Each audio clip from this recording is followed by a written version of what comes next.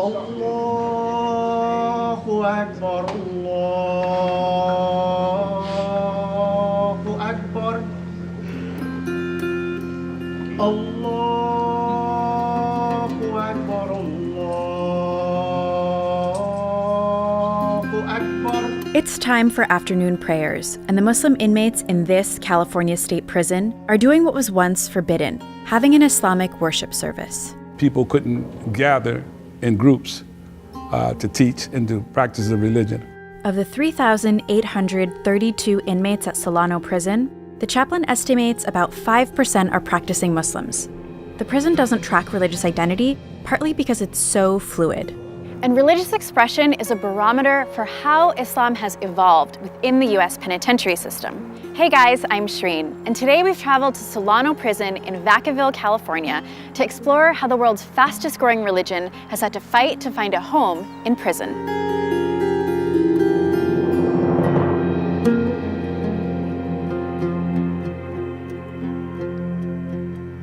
When I became Muslim, I was given a set of principles. Do this, don't do that. When in doubt, don't. That's Jesse Burleson, who people here know as Hassani. He's been in prison for 31 years. Hassani is one of the practicing Muslims at Solano Prison, and they're part of the millions of people behind bars in the US. In fact, the United States has the largest prison population in the world. The more than 2.3 million people it had incarcerated by the end of 2017 were more than any other developed nation. That number includes inmates at federal, state, and county prisons, and it's growing. In a place where your housing, meals, and recreation time is highly constrained by rules, finding a way to practice your faith can be difficult. These inmates have figured out a way to infuse their faith into their sentences.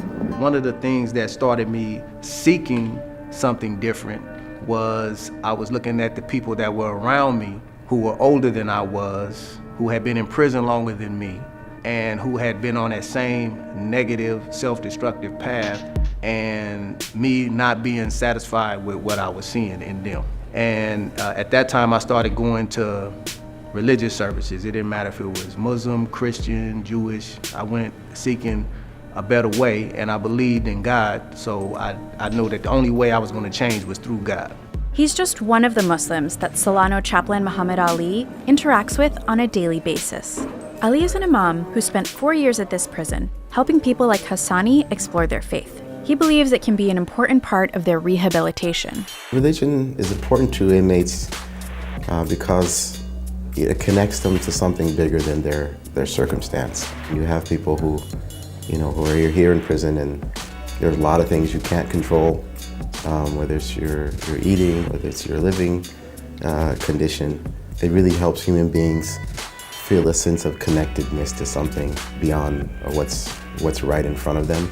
But Islam's journey in penitentiaries has been complicated by prison culture and legal challenges. Though nationally, Muslims make up 1% of the US population, that number is expected to double by 2050. Some of that growth specifically comes from inmates converting to Islam behind bars. Islam's known for having a particularly strong presence in prisons. In fact, more people convert to Islam per capita than any other religion. Nationwide, Muslims make up 10 to 15% of prisoners. Ali even said he has 1 to 2 inmates convert to Islam monthly, though that's not his goal.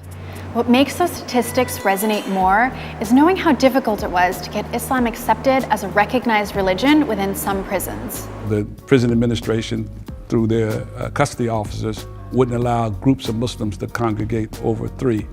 And when they did, they would break them up. That's Abdul Rauf Nasir, and he spent 30 years using his Islamic faith to help inmates in correctional institutions. He considered it social justice work and an active part of his faith. Back when he started in the 1970s, he says the prison system was full of subtle discrimination against Muslims. Some Muslim inmates at this prison sued in 1996 for greater access to religious services. Their demands included hiring a full-time Muslim chaplain and the ability to attend Friday prayers without penalties like demerits for leaving work.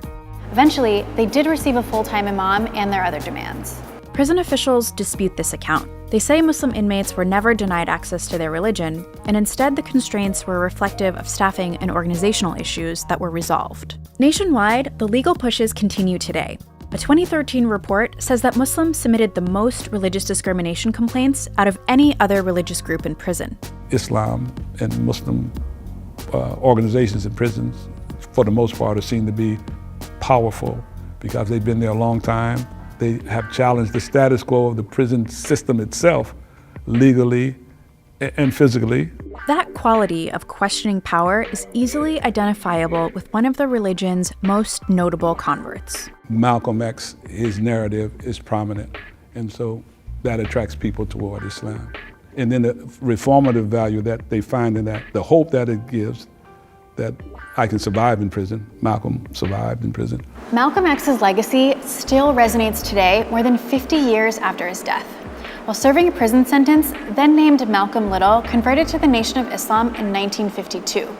He found mainstream Islam years later and felt it was much more racially inclusive than the nation. But as Muslims, we will be Muslims. I will try and teach the religion of Islam among the so-called Negroes and make them Muslims. Aside from spiritual guidance and the ability to change your life around, another reason Nasir says some incarcerated people are drawn to the faith is for another reason entirely: how prisons are organized.